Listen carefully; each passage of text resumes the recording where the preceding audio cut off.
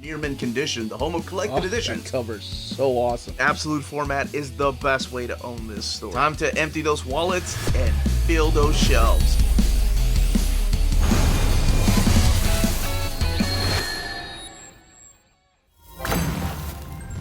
It is Tuesday, all you minties. That means it's time to take an advanced look at all of these collected editions coming out from Marvel this week. So let's go ahead and get started.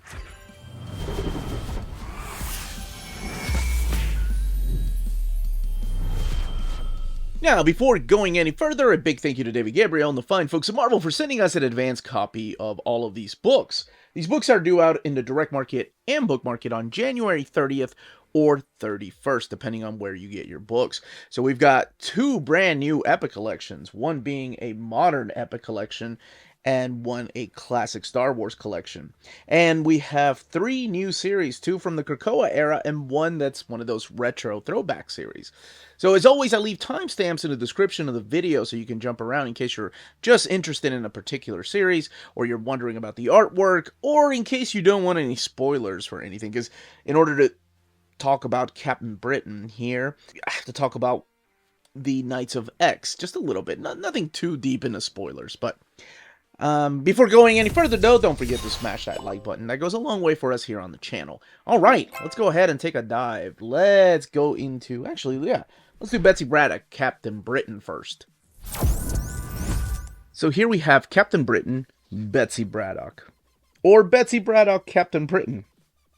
But the title itself is Captain Britain, Betsy Braddock.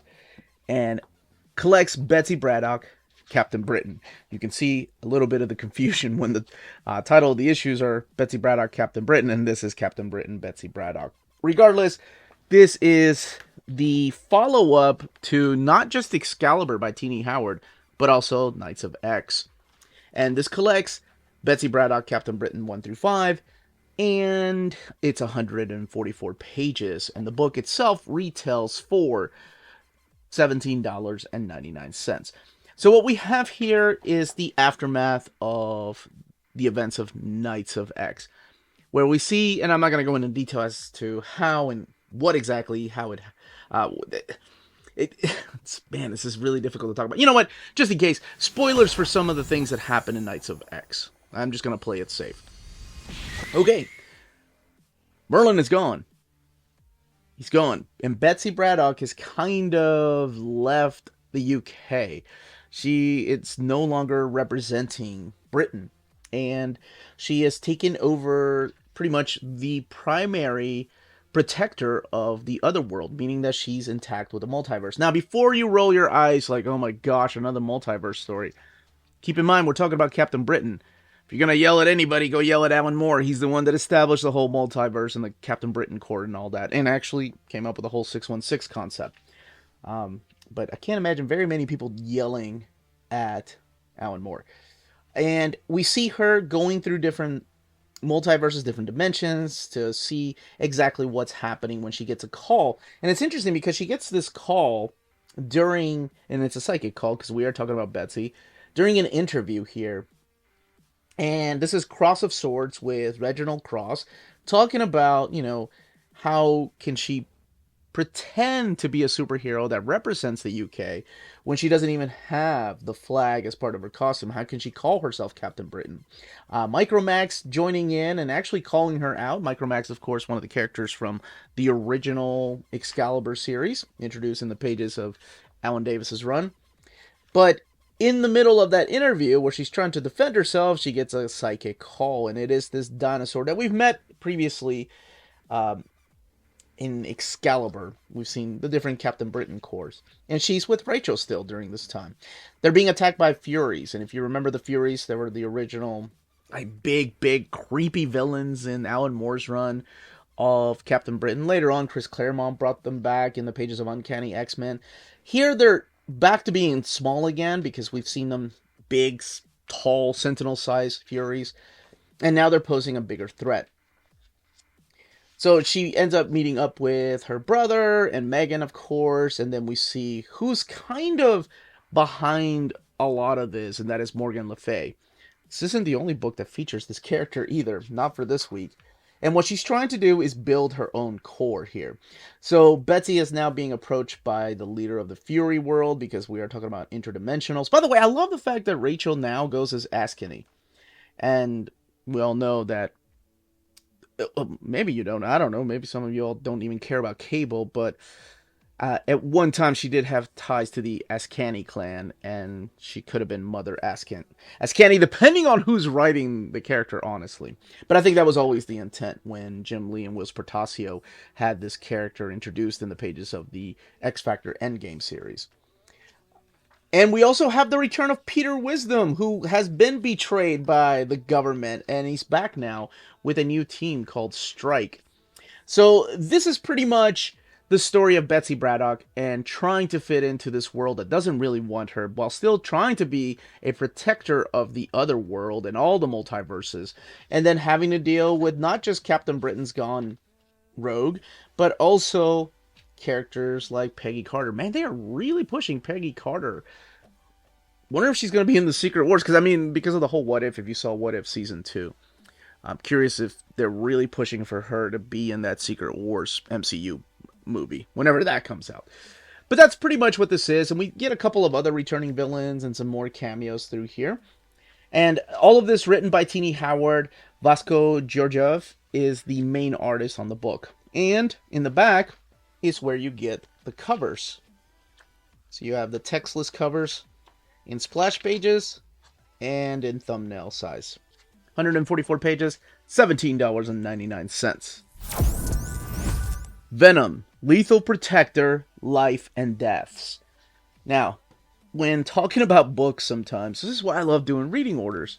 It gets a little bit confusing because we're talking about the title Venom Lethal Protector, Life and Deaths.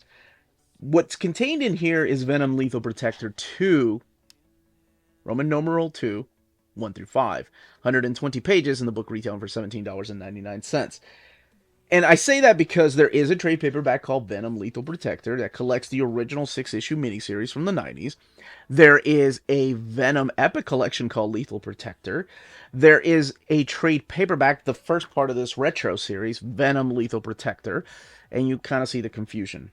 Well, I'm here to help out. So, Venom Lethal Protector, the original trade paperback, that just collects the 6-issue miniseries from the 90s. The Epic Collection is just titled that, but it does contain the 6-issue miniseries when he went from being a villain to more of an anti-hero. And then Venom Lethal Protector, the book that came out last year, is a retro series, like this one. This is the follow-up to that series, written by David Michelinie. And you have cover art by Philip Tan, and Farid Kamari is the main artist on this. So what do I mean by retro series? Well, I love the fact that they just play it safe now. Years ago is where all this starts out. In the very first issue, it doesn't say this takes place in the 90s or this takes place. Some of the retro series like Extreme X-Men or the Gambit miniseries tell you exactly when it takes place. David Michelinie is like, this takes place years ago. You could think about it right after the events of Lethal Protector, the original miniseries. And what this does is we follow Eddie Brock with the symbiote as they end up, by pure happenstance, teaming up with Silver Sable and her wild pack, fighting off against this group of people called the Vanguard. And the Vanguard all pretty much worship technology. And after the first encounter with the wild pack, because of this guy right here, Pablo, I love that this all ties into previous issues that David Michelinie had written. Like, Eddie Brock, Venom, recognizes his voice, and he goes and helps out the Wild Pack that is getting beaten down by this tech-armored group called Vanguard. So, because of that, Silver Sable actually offers him a position, paying him $1,000 a day to join her team. To be kind of like a work for hire, if you will. Not officially joining the team, but maybe off the records helping him, or helping them. Now, it is, I wish they hadn't had this cover on there, because that's one of the big things that happens in here. It is split up into two different stories. Now, Silver Sable does show back up, and so does the Wild Pack. But the other part is Doctor Doom approaching Eddie Brock and offering him a chance of a cure. And why he wants the symbiote, why he wants Eddie, is because of his mother. He believes that the symbiote would take him straight to hell and to find his mother. Now, this isn't the first, and it won't be the last time that Doctor Doom has tried to get his mother out of hell. And it's really interesting how the dynamic works between Doctor Doom and Eddie. Eddie and the symbiote know that they're going to be betrayed, but they're like, yeah, sure, let's do it.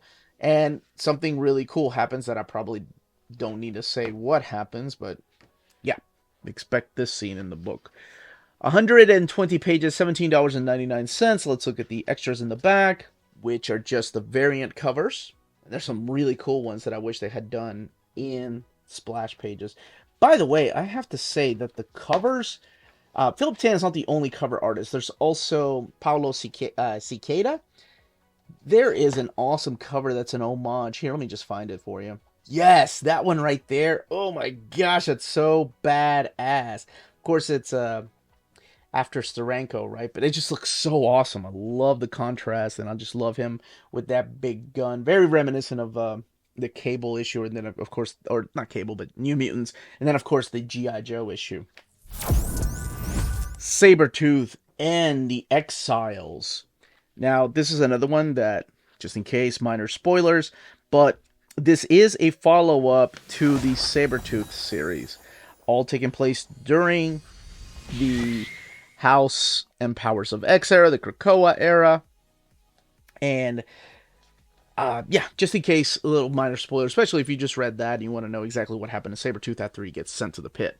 Well, we find that out in the pages of Sabretooth, the miniseries, and we find out that there were other people that were sent to the pit, and he ends up teaming up with them, they get out of the pit, and then he kind of leaves them behind.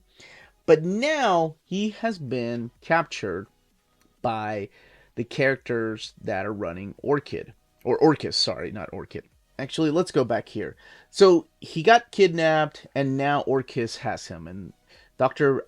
Barrington here has been doing experiments on mutants, as you can see from this previous page.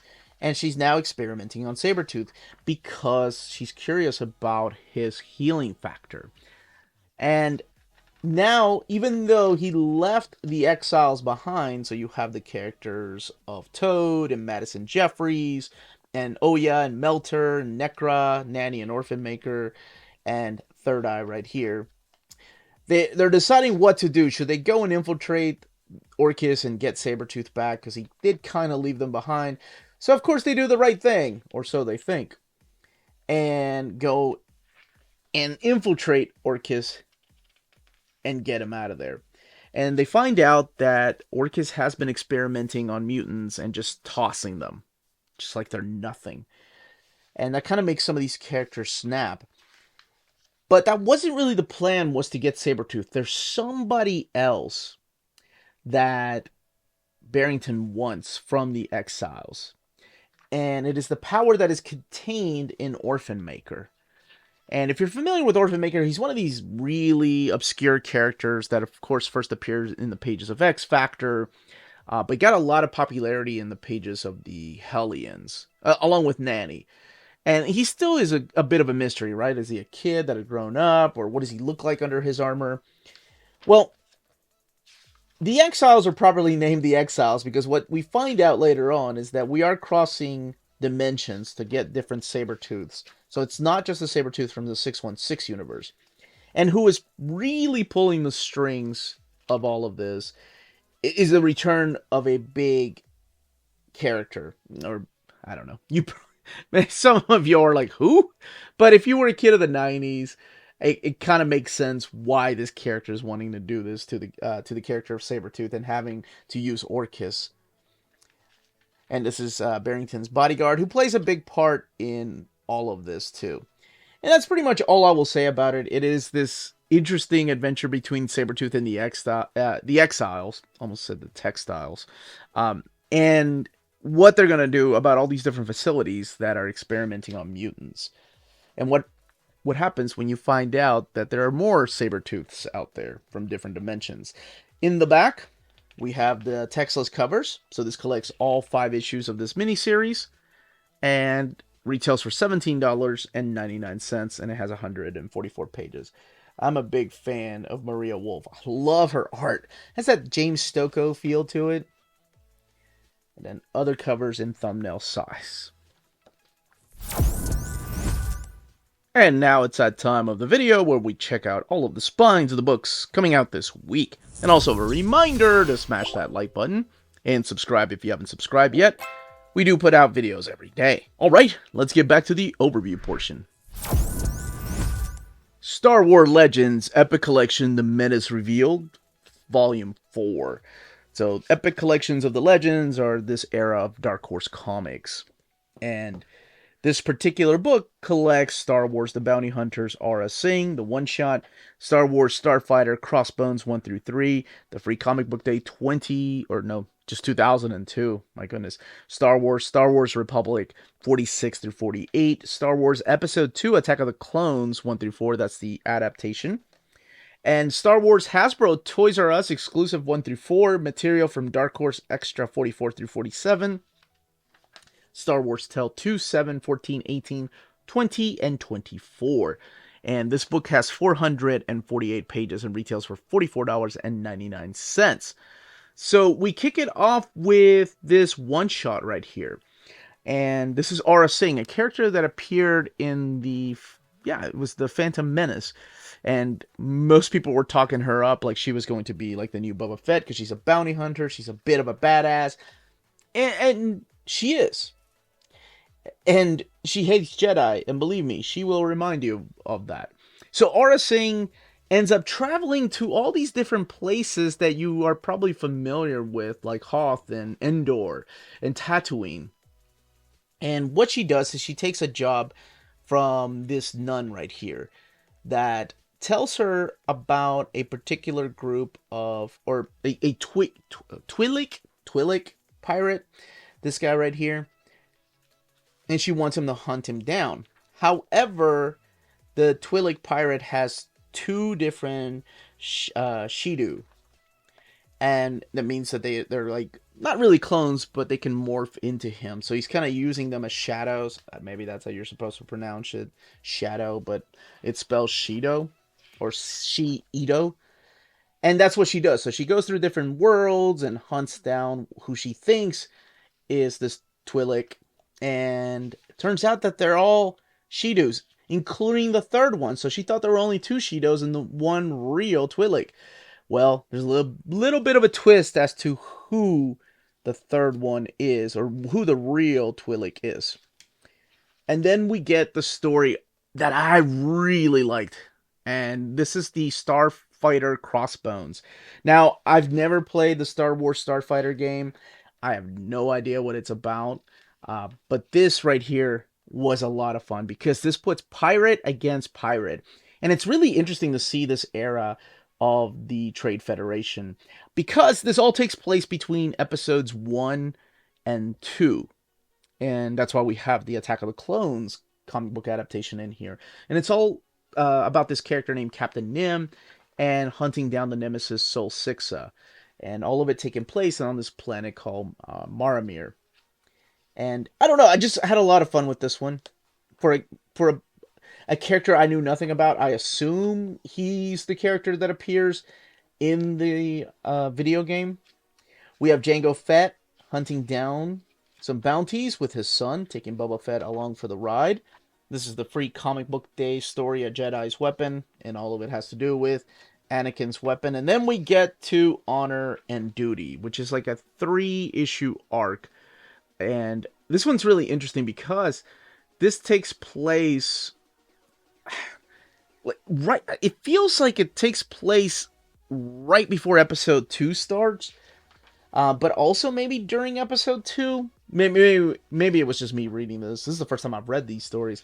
So this is during the era where corruption is plaguing the Republic, and the Senate is meeting to vote against how to stop it, whether they're making their own force. Kind of like the beginning of episode 2, right? Like when Palpatine is kind of manipulating everybody, being the guy in the shadows, by pretending to have an assassination done by the rebellion. But anyway, this focuses on the characters of Obi-Wan and Anakin Skywalker, who are assigned to a senator that has been assassinated, so they're assigned to now protect his replacement. And then we have Senate guards. Oh, what are their names? Segoro and Isaru. They're the ones that are trying to also find out who is trying to kill the senator. And we get to find a little bit more about them as characters and their family, particularly Segoro's family. And I really enjoyed this particular story. And we get some Star Wars tell stories in here that are pretty short. One of them is so sweet. I really, really liked it. But in order to talk about it, I'd have to spoil what happens through it because it's only like 7 pages. Here is the adaptation of the Star Wars Attack of the Clones.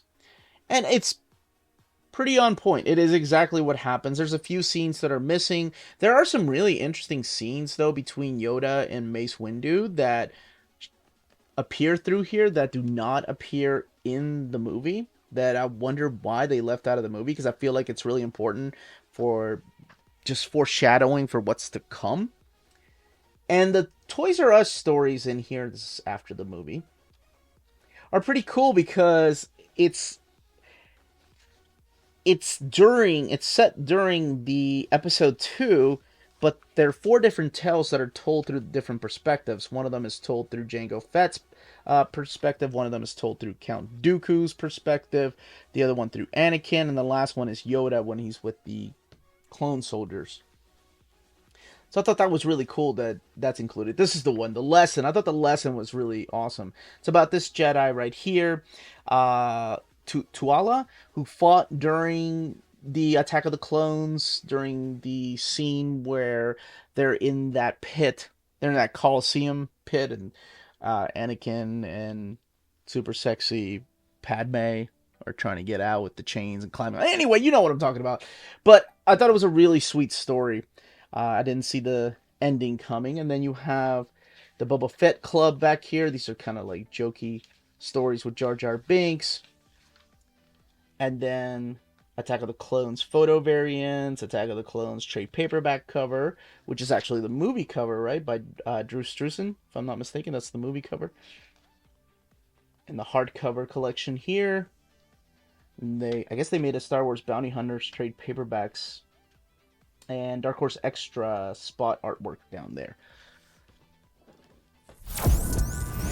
Dark Avengers. Now, a few weeks ago, right at the beginning of the year, I was setting time aside to read comics, and this had just came in the mail in the last few weeks of December, and I was like, it's been a while since I've read Dark Avengers.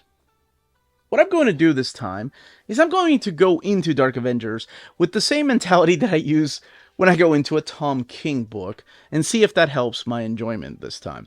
Because I've often talked about, Bendis and just retconning a lot of things and not understanding a lot of characters. So I wanted to enjoy the series because I actually really enjoy Mike Deodato Jr.'s artwork, who does the primary artwork through here.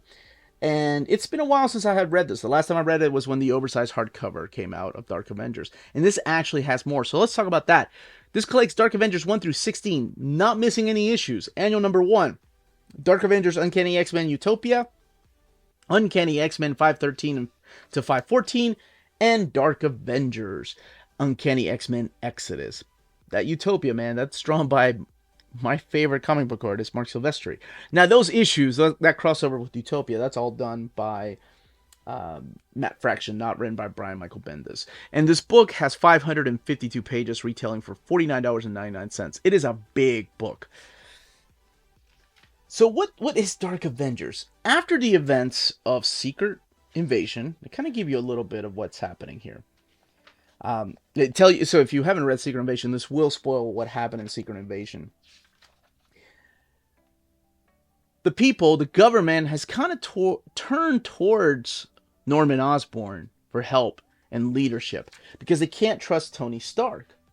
They think Tony Stark did not do a good job, and because of the events of Secret Invasion, he lost his job as director of S.H.I.E.L.D. So in comes Norman Osborn who at the time, of course, was dealing with the Thunderbolt, so he's very familiar with kind of having this good guy, anti-hero look to him. And this is Victoria Hand. So at the very beginning of this, we meet the Dark Avengers. Now, if you don't want to know who the Dark Avengers is, by all means, nope, you can't even mute me because I'm going to be flipping through here. So just in case, minor spoilers, okay? Because that's what I'm going to talk about, the setup of this. All right, so in here he meets Victoria Hand. Victoria Hand was working for S.H.I.E.L.D., and he tells her that, you know, you're no longer going to be working for S.H.I.E.L.D. You're no longer a business affair operative. You're going to be my deputy director for Hammer. So he is rebuilding S.H.I.E.L.D. from scratch and making it something called Hammer. And he wants to have his own Avengers. I love this right here with Maria Hill losing her job, and now him approaching different people to become his Avengers. Now, what he does is he approaches villains. Not just all villains, though. Some of these are good guys, right? But he approaches Bullseye to join the Avengers. He approaches Miss Marvel to join the Avengers, but she turns him down. She's like, you're not going to get any good guy to join you. But he shows her that he already has Ares and Sentry on his side. And she's like, what? And he wants her arrested, and she ends up leaving. Now, Sentry is, depending on who's writing the character, but according to Paul Jenkins, he's got the power of 1,000,000 suns. He's kind of like their Marvel Superman character, but he's got multiple identity disorder. He suffers from a lot of mental issues. And Norman is promising him help. And that's kind of how he gets him on his side. He approaches Moonstone from the Thunderbolts and offers her to become Miss Marvel. He approaches Matt Gargan. This is during the era of Venom when Matt Gargan was Venom. And since working with him in the Thunderbolts, he told him he'd take care of him. He throws something in his mouth, and Matt Gargan, in an homage to Secret Wars number 8, now looks like a Spider-Man wearing the black alien costume. But he's not done yet. He approaches D'Ken, the son of Wolverine. He asks him to join his team, and he's like, why? What is in this for me? And he's like, well, it's going to piss your dad off. So D'Ken just joins on that. And he approaches Novar, which is the Marvel Boy character that was created by Grant Morrison. And he says there's something missing. Something else is missing from this Avengers run. So he goes to Ghost, and they infiltrate Tony Stark's house, his mansion, where all the iron armors are being kept.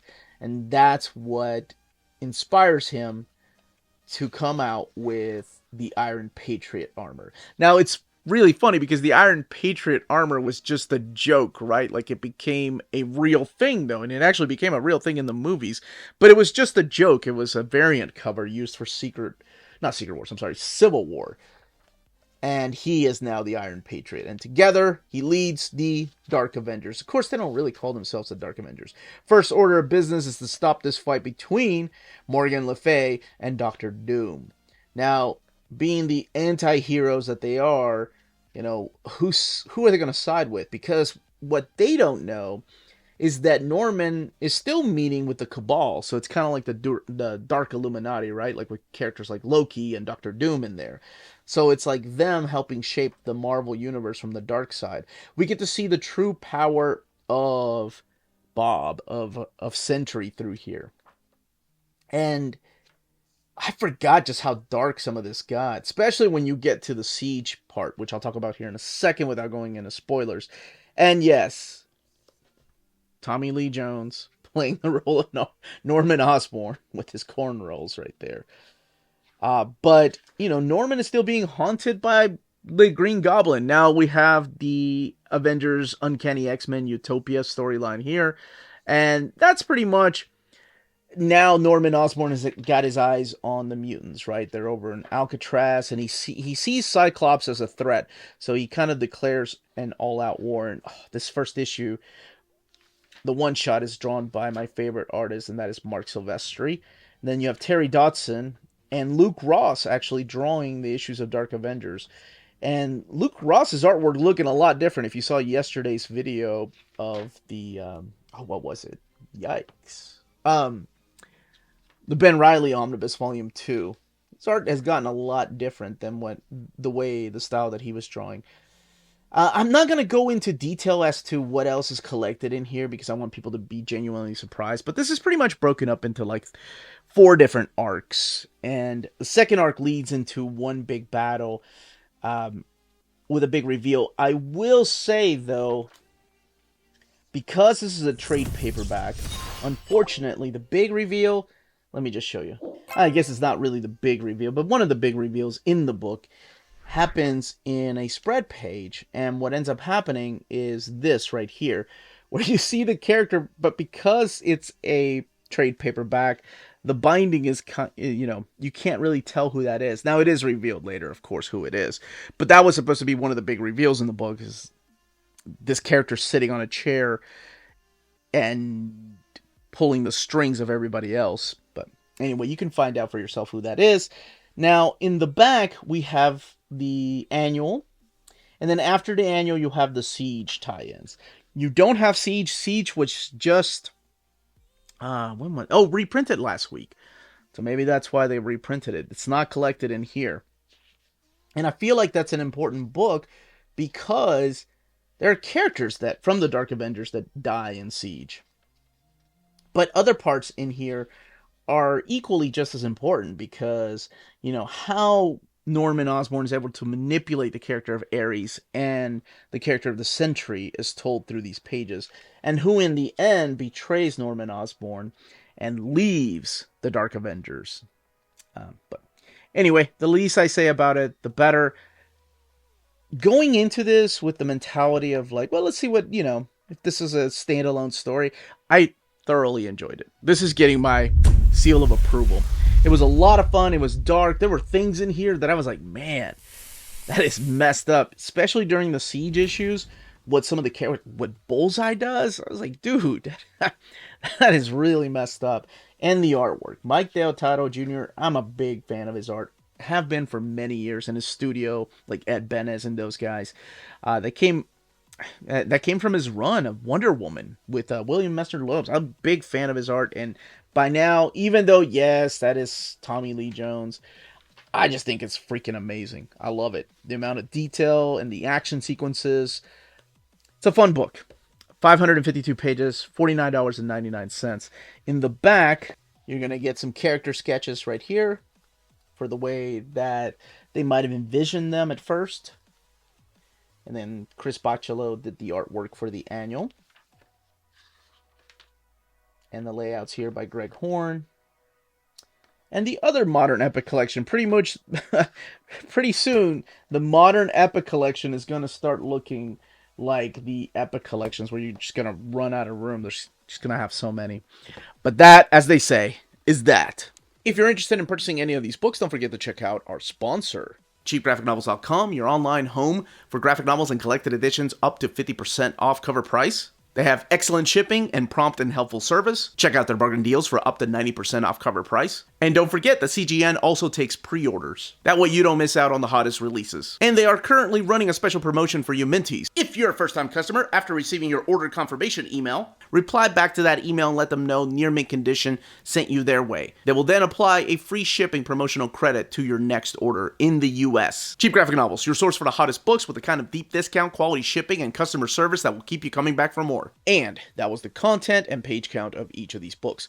Let me know which series you're picking up in Epic Collection or in Modern Epic Collection, what series you're hoping that they'll collect in omnibus format. Are you a fan of these retro series with the original writers? I'm a big fan because I kind of think if anybody can shoehorn these stories in anywhere, it would be the guys that actually wrote the stories to begin with. And if you have any questions, comments, leave them down below. Smash that like button on the way out. We are on Patreon and Spreadshop. Amazing ways to support the channel if you can do so. That's it, everybody. Stay healthy and safe out there. Much love.